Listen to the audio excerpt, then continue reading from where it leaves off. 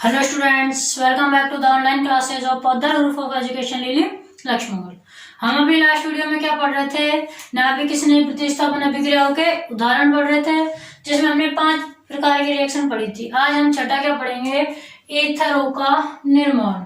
ठीक है, ईथर के निर्माण की विधि को क्या कहा जाता है? विलियमसन ईथर संश्लेषण।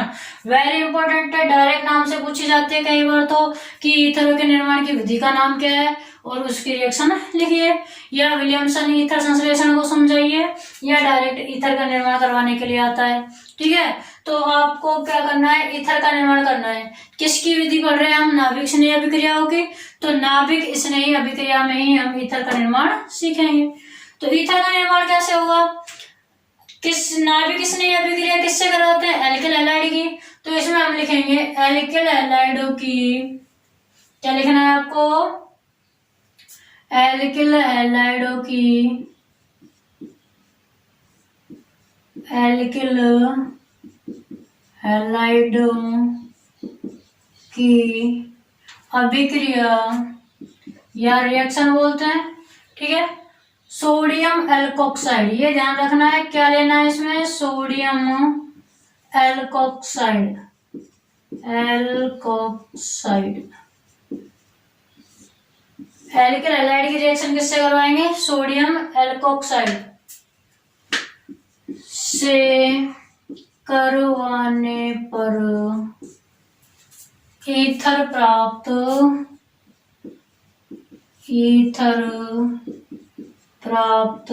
होते हैं या होता है। इस रिएक्शन को विलियमसन ईथर संश्लेषण, विलियमसन ईथर संश्लेषण कहते हैं। देखो क्या होती है, एल्किल हैलाइडों की रिएक्शन करवाने हैं सोडियम एल्कोक्साइड से। एल्किल हैलाइड आपके RX, ठीक है, सोडियम एल्कोक्साइड से अभिक्रिया करानी है। सोडियम एल्कोक्साइड मतलब कि या तो CH3ONA ले सकते हैं। एल्कोक्साइड मतलब एल्किल ग्रुप रहेगा और उसमें ऑक्साइड होगा और सोडियम लवण लेना है।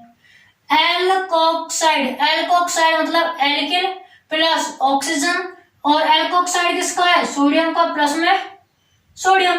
तो एल्किल हम कोई सा भी एक मान सकते हैं। R तो हमने ऑलरेडी ले लिया, R' लिख सकते हैं। ठीक है ना, फिर क्या है? एल्कोक्साइड ऑक्सीजन, और कौन सा है? सोडियम एल्कोक्साइड है तो Na। ठीक है, तो आपका क्या प्राप्त होगा? ईथर। ईथर कैसे प्राप्त होगा? देखो, ये X और ये Na बाहर निकल जाएगा, NaX। तो क्या बचा? ROR'। क्या बचेगा? ROR', जो आपका क्या होगा? डाई एल्किल ईथर होगा। क्या होगा? Dialkyl ether. ये आपका क्या है? Sodium alkoxide. ये आपका क्या है? सोडियम एल्कोक्साइड, और ये आपका एल्किल हैलाइड। ठीक है ना, तो देखो एग्जाम्पल से समझते हैं हम इसको। हमने R की जगह ले लिया जैसे C2H5, एल्किल ग्रुप है तो एक H कम रहता है। X की जगह हमने ले लिया जैसे Br प्लस R', दूसरा एल्किल ग्रुप भी हमने C2H5 मान सकते हैं, CH3 भी मान सकते हैं, कुछ भी ले सकते हो। ONA, क्या करना है? NaX तो बाहर निकल जाएगा, ये Na और ये Br। ठीक है, NaBr बाहर चला जाएगा। क्या बचेगा? जब ये Na और Br बाहर गए तो C2H5O, C2H5 क्या बचेगा? C2H5O, C2H5 die ethyl ether. ये क्या है आपका? डाई। अब देखो 2 कार्बन है तो क्या हो गया? एथिल, डाई एथिल ईथर हो गया ना ईथर का निर्माण। अब आप चाहो तो यहाँ C2H5 की जगह CH3ONA लिख सकते हो। अगर यहाँ CH3 होगा तो कुछ नहीं है, C2H5 इधर जुड़ा ही रहेगा, यहाँ क्या कर सकते हो आप? CH3, तभी हो जाता डाई मैथिल एथिल ईथर। ठीक है, तो डाईएथिल मेथिल ईथर, तो कोई दिक्कत नहीं है, आप ऐसे भी लिख सकते हैं। ये अब आपकी क्या हो गई, नाभिक स्नेही प्रतिस्थापन अभिक्रियाओं के उदाहरण कंप्लीट हुए। अब नेक्स्ट आपको कुछ क्वेश्चन सॉल्व करना है। क्या सॉल्व करना है, कुछ क्वेश्चन सॉल्व करना है, मैं यहाँ लिख रही हूँ, आपको वो सॉल्व करना है। देखो क्वेश्चन नंबर फर्स्ट है, उभयदंतुक नाभिक स्नेही समूह के उदाहरण दीजिए।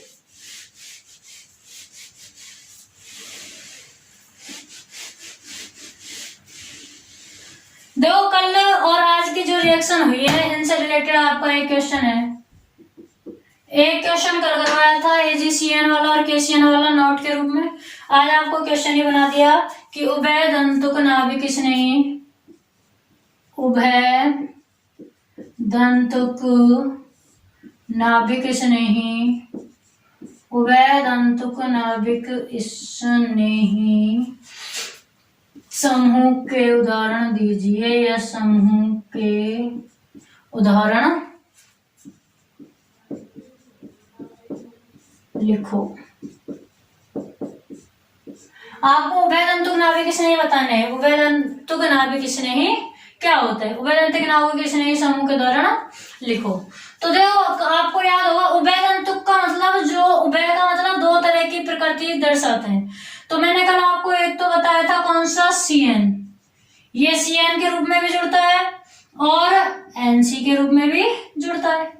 जब KCN से रिएक्शन करता है तब तो ये डायरेक्ट CN के रूप में जुड़ जाता है, और जब AgCN से रिएक्शन करते हैं एल्किल हैलाइड तब ये किसके रूप में जुड़ता है, NC के रूप में। तो एक तो उभयदंतुक कौन सा हो जाएगा, CN और NC। एक मैंने आपको बताया था NO2, अगर NO2 को हम किससे कराते हैं, KCN में तो ऐसे जुड़ेगा, और AgCN में कराएंगे तो कैसे जुड़ता है, ON डबल बॉन्ड। तो ये दोनों आपके उदाहरण है किसके, उभयदंतुक नाभिक स्नेही के। तो इसमें आप आंसर में क्या लिखोगे, पहला तो हो जाएगा CN व NC। NC कब जुड़ता है, जब N पर माइनस हो, CN कब जुड़ेगा, जब इस पूरे पर ही माइनस होगा। सेकंड आप लिख सकते हो NO2 व ON डबल बॉन्ड O। ठीक है, तो ये आपके क्या है, उभयदंतुक नाभिक स्नेही के उदाहरण। उभयदंतुक नाभिक स्नेही कल करवा दी थी कि ये अलग रिएक्शन देता था, ये अलग दे रहा था, ये अलग। ये आपके क्या है, उभयदंतुक नाभिक स्नेही है। ठीक है, अब नेक्स्ट क्वेश्चन आपको क्या करना है,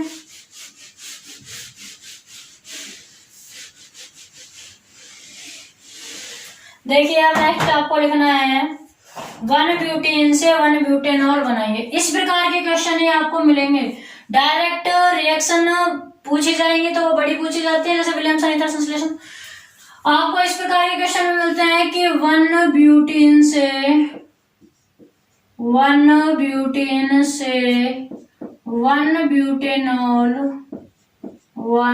ब्यूटेनॉल बनाइए। आपको 1 ब्यूटेन से 1 ब्यूटेनॉल बनाना है, ये क्वेश्चन आ गया तो आप क्या करोगे। अब मैंने आपको रिएक्शन सारी करवाई हुई है जो इसमें आएगी, लेकिन आपको दिमाग लगाना पड़ेगा। देखो 1 ब्यूटेन से 1 ब्यूटेनॉल बनवा रहा है। अब डायरेक्ट तो एल्केन से अल्कोहल को मैंने बनवाई नहीं है, एल्केन से अल्कोहल का निर्माण नहीं करवाया, लेकिन मैंने आपको हेलो एल्केन बनाने की विधि में एक विधि लिखवाई थी, एल्किनो से निर्माण, एल्किनो के हाइड्रो हैलोजनीकरण द्वारा हेलो एल्केनो का निर्माण, जिसमें हमने मार्कोनिकोफ और एंटी मार्कोनिकोफ नियम पढ़े थे, याद है। तो हम क्या करेंगे, पहले एल्कीन से यानी कि ब्यूटीन से क्या बनाएंगे, एल्केन बनाएंगे, यानी कि ब्यूटेन बनाएंगे। ठीक है, हेलो एल्केन बनाएंगे। पहले हमें एल्कीन से हेलो एल्केन बनाएंगे, फिर उसके बाद कल ही आपको मैंने पढ़ाई थी नाभिक स्नेही अभिक्रिया में कौन सी, कि एक्वस विलियन में KOH के साथ एल्किल हैलाइड की अभिक्रिया कराते हैं तो हमें क्या मिलता है, एल्कोहल।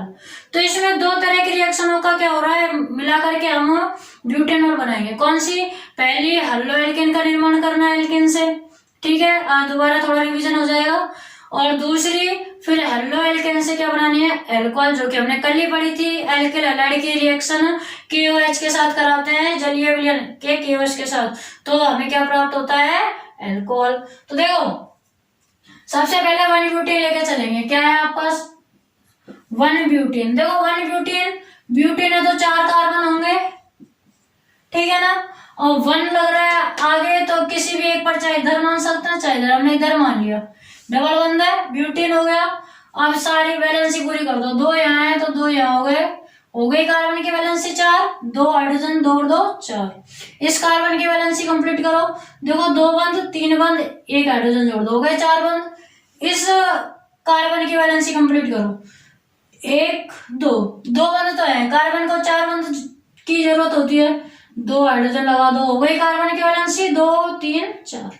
अब इस कार्बन में सिर्फ एक ही है तो इसकी वैलेंसी के लिए 3 हाइड्रोजन लगा दो, 3 और 1 4। ये आपकी क्या हो गई, 1 ब्यूटेन। ये आपकी क्या हो गई, 1 ब्यूटेन। अब हमने बताया था एल्कीन का हाइड्रो हैलोजनीकरण करते हैं, हाइड्रो हैलोजनीकरण करते हैं तो हमें एल्केन प्राप्त होते हैं। अगर याद नहीं हो तो मार्कोनिकॉफ और एंटी मार्कोनिकॉफ नियम जहां कराया था वहां जाके देख लेना। एल्किनों से एल्केन का निर्माण, हेलो एल्केन का निर्माण क्या करवाते हैं, हाइड्रो हैलोजनीकरण। हाइड्रो हैलोजनीकरण मतलब हाइड्रोजन जोड़ते हैं और हैलोजन, हैलोजन में Br Cl कुछ भी ले सकते हो, ठीक है, हाइड्रो हैलोजनीकरण करवाते हैं। अब हाइड्रो हैलोजनीकरण जब हम करवाते हैं तो हमारे पास 2 नियमों से जुड़ता है, एक तो मार्कोनिकॉफ नियम से और एंटी मार्कोनिकॉफ। अब मैम यहाँ कौन से नियम से जोड़े, तो देखो कौन से नियम से जोड़ना है, हमें क्या बनाना है, 1 ब्यूटेनॉल बनाना है। 1 ब्यूटेनॉल जब बनेगा जब आप 1 ब्यूटेन लेकर के चलोगे, इसका मतलब 1 ब्यूटेन से सबसे पहले तो आपको ब्यूटेन जो बनेगा ना 1 बनाना चाहिए। क्या बनना चाहिए, 1 ब्रोमो ब्यूटेन बनाना है आपको। तो देखो इसको हम 2 प्रकार से कर सकते हैं। अगर आप इसको मार्कोनिकॉफ नियम से जोड़े, मार्कोनिकॉफ नियम ये कहता है कि जो हाइड्रोजन वहां जुड़ेगा जहां हाइड्रोजन की संख्या क्या हो, अधिक हो। मार्कोनिकॉफ क्या कहता है, हाइड्रोजन वहां जुड़ता है जहां हाइड्रोजन की संख्या अधिक हो और हाइड्रोजन वहां जुड़ता है जहां हाइड्रोजन की संख्या कम हो। तो मार्कोनिकॉफ नियम से जोड़ने पर तो इस तरह से बनेगा,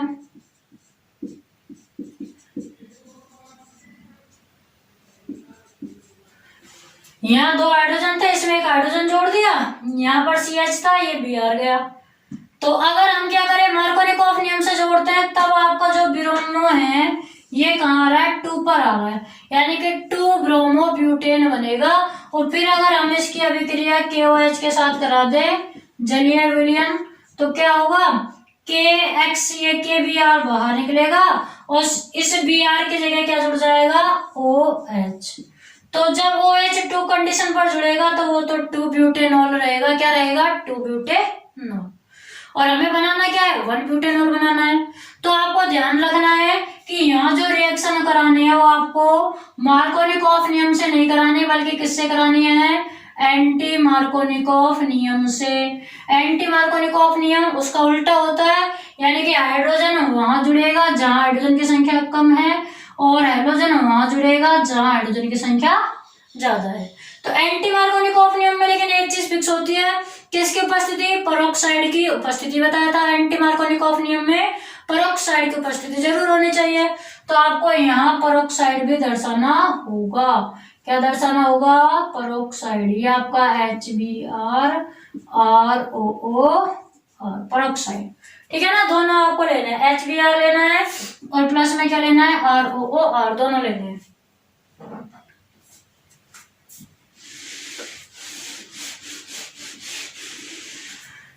अब जब आपने ROR ले लिया, ये क्या है आपका परोक्साइड है, ये क्या है आपका परोक्साइड।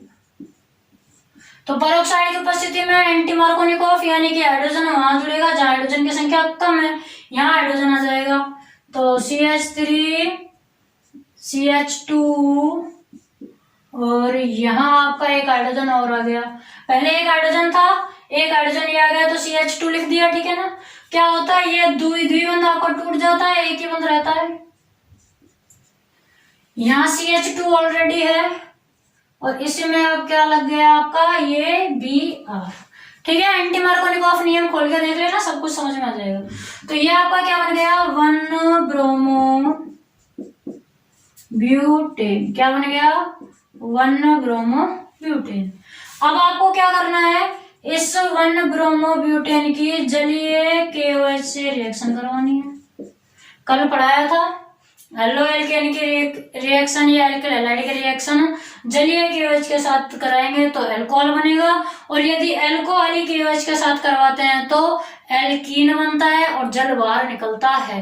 अल्कोहली विलयन लेंगे तो हमेशा जल बाहर निकलेगा, और जलीय विलयन लेंगे तो हमेशा अल्कोहल बनेगी। जलीय विलयन ले लिया क्योंकि हमें अल्कोहल बनानी है, तो जलीय विलयन लेंगे तब क्या होगा, आपका ये K और ये Br तो बाहर निकल जाएगा, ये K और ये Br तो क्या हो गए, बाहर निकल जाएंगे।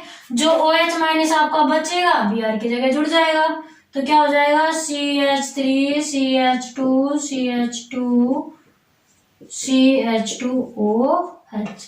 H3C लिख दो या CH3, दोनों सही है, बल्कि ये ज्यादा सही होता है। ठीक है, दोनों तरह से लिख सकते हैं हम, CH3 CH2 CH2 CH2, ये तो यहाँ तक के हो गए।